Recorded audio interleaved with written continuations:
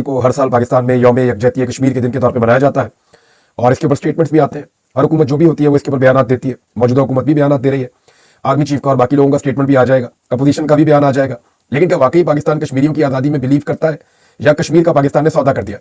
पाकिस्तान की जो भी अपोजिशन होती है वो ये कहती है कि कश्मीर का सौदा हो चुका है, और जो हुकूमत होती है वो कहते हैं जी कश्मीरियों के साथ हमारे दिल धड़कते हैं और कश्मीर आजाद हो जाएगा। लेकिन ना तो अपोजिशन का ये काम है, ना ही हुकूमत का ये काम है। ये फैसला पाकिस्तान की एस्टेब्लिशमेंट का है कि कश्मीर को लेकर पाकिस्तान की पॉलिसी क्या होगी। ये फैसला किसी सियासतदान ने नहीं किया और ना करना है, क्योंकि अमली तौर पे अगर हम देखें तो कश्मीर का सौदा हो चुका है। बात सख्त है, लेकिन जब सारे कहते हैं तो मैं भी कहता हूं, और मेरे पास ये कहने के लिए इसकी वजूहात मौजूद है। यानी ये सियासतदानों का फैसला नहीं होता, सियासतदानों को सिर्फ आगाह किया जाता है। यानी जनरल बाजवा ने 2 मरतबा मेरी मौजूदगी में ये बातें की थी, और उसमें और भी बहुत सारे सहाफी मौजूद थे जिनमें से बहुत सारे ने ये बातें बताई भी है और बहुत चीजें खुलकर सामने आ भी चुकी है। जनरल बाजवा ने जो बातें की उनमें वो भारत के साथ किसी भी तनाजे में या किसी लड़ाई में जाना नहीं चाहते थे। उन्होंने उन दोनों मुलाकातों में लड़ाई से गुरेज करने और भारत के साथ अच्छे ताल्लुकात बनाने पर जोर दिया था। जनरल बाजवा ने भी कहा था कि हमें कश्मीर को साइड पर रख के या कश्मीर को भूल कर, ये उनके अल्फाज थे, हमें भारत के साथ बाकी जो मामलात हैं उनमें ताल्लुकात को बेहतर करना चाहिए। मिसाल के तौर पे उन्होंने कहा था जी हमें उनके साथ तजारत करनी चाहिए, जो बाकी शोबे हैं उनमें उनके साथ आगे बढ़ना चाहिए, ट्रेड के ऊपर बात करनी चाहिए, रूट्स के ऊपर बात करनी चाहिए, बाकी और बहुत सारे इश्यूज हैं उन इश्यूज को डिस्कस करना चाहिए। सिर्फ जो है ना वो फोकस हमें इस पे नहीं करना चाहिए कि कश्मीर जो है उसको आजाद किया जाए, इस इशू को छोड़ दिया जाए। ये जनरल बाजवा की ख्वाहिश थी और यही ख्वाहिश जो है ये भारत की भी थी। फिर जनरल बाजवा ने यह भी कहा शाह महमूद कुरैशी साहब को और इमरान खान साहब को कि जनाब नरेंद्र मोदी को अगर ले आएंगे तो क्या आप उनका इस्तेमाल करेंगे? यही जनरल बाजवा ये भी तय कर चुके थे अपने तौर पर कि नरेंद्र मोदी को पाकिस्तान लाएंगे।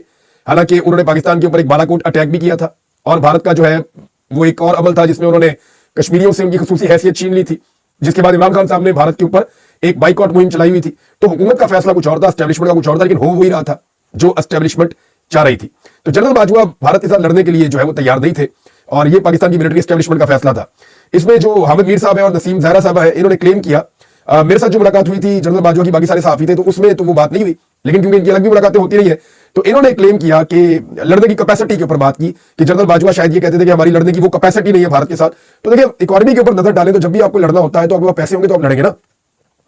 लड़ेंगे तो आपको फ्यूल चाहिए बहुत बड़ी मिकदार में जिससे आप अपनी सारी मशीनरी को चलाएंगे। लड़ेंगे तो आपको बहुत सारा पैसा चाहिए जिससे आप दुनिया से चीजें और हथियार खरीदेंगे। अगर आपने लंबी लड़ाई लड़नी तो आज यूक्रेन लड़ाई क्यों लड़ पा रहा है? अमेरिका ने और यूरोप ने उसको अंधाधुंध हथियार दिए, इतने पैसे के हथियार दिए हैं कि रूस को मुसीबत पड़ गई, इतना हथियार इनके पास आ कहां से गया? तो किसी को अगर लड़ाना हो या लड़ना हो तो बहुत पैसा चाहिए होता है। पाकिस्तान की और इंडिया की लड़ाई में पाकिस्तान के ऊपर तो कोई मुल्क इन्वेस्ट नहीं करेगा। इवन चाइना भी इंडिया के साथ बहुत बड़ी ट्रेड पॉलिसी है उसकी, रशिया भी नहीं करेगा, अफगानिस्तान भी नहीं करेगा, ईरान भी नहीं करेगा, अमेरिका भी इंडिया के मुकाबले में पाकिस्तान पे इन्वेस्ट नहीं करेगा, यूरोपीय यूनियन भी नहीं करेगा। तो कोई दुनिया में एक मुल्क है जो इंडिया और पाकिस्तान की जंग में पाकिस्तान को पैसा दे रहा हो, हथियार दे रहा हो कि आप लड़े इंडिया के साथ। तो आज हमारी फॉरेन पॉलिसी के नतीजे में कोई मुल्क हमारे साथ खड़ा नहीं है, हमने अपने दोस्त पैदा नहीं किए। और अगर आप इंडिपेंडेंटली देखें कि भारत आज का खड़ा है, पाकिस्तान का खड़ा है, तो ये देख ले आप पाकिस्तान की मईशत कितनी कमजोर है। इसमें कौमी खजाने की अगर बात करें तो पाकिस्तान अभी तक 15 अरब डॉलर तक नहीं पहुंच सका।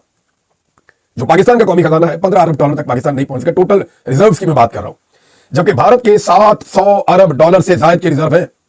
एक तरफ 15 अरब डॉलर भी नहीं है, दूसरी तरफ 700 अरब डॉलर से ज्यादा की रिपोर्ट हो रहे हैं।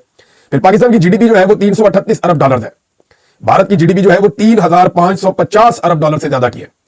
पाकिस्तान की एक्सपोर्ट जो है वो 30 अरब डॉलर की है और बमुश्किल है, जबकि भारत की एक्सपोर्ट जो है वो 800 अरब डॉलर से ज्यादा की है।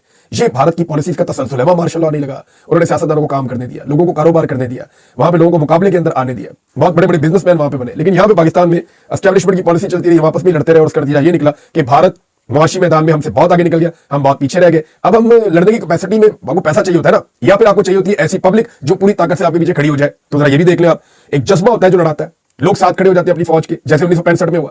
1971 में लोग साथ नहीं खड़े थे, उसका नतीजा आपने देखा, पाकिस्तान 2 टुकड़े हो गया।